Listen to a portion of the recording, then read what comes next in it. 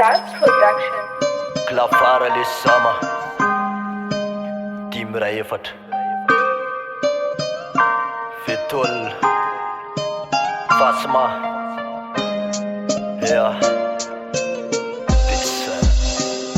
Mitomboka amin'ny nofinofo ny fanirina ka zary lasa tandrony ka na inona zay sakana mety andrava tsy maintsy resena mitrakatra naiky aontroky ny tsy fahombiazana mitandrina tsy maintsy hoe tafa satria ankinina amilay nahary amiko tsy mifidy taona fahombiazana fa misy fotoana ny rehetra ka indro azy manomboka androany lesy ryvedolona ny ady ary tsy mijanona raha tsy mandresy ny akivina mety ho avy tsy ilaina fa ny saina mbola vonina no sakaiza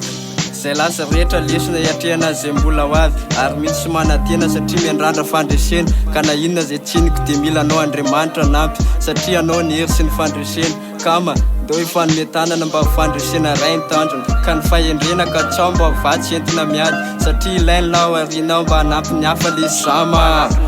zama eoa Kuanamna mafaitra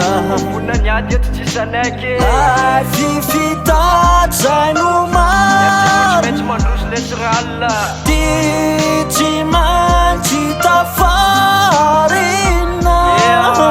Maresy zay vo mijan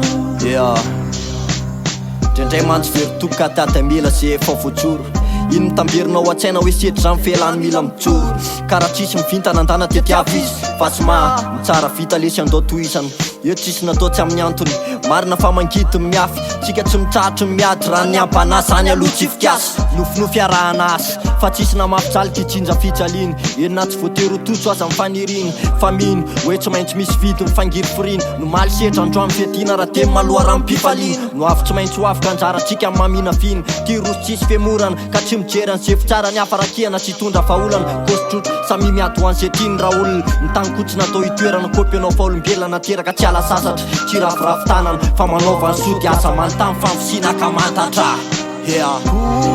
Kuanamna mafaitra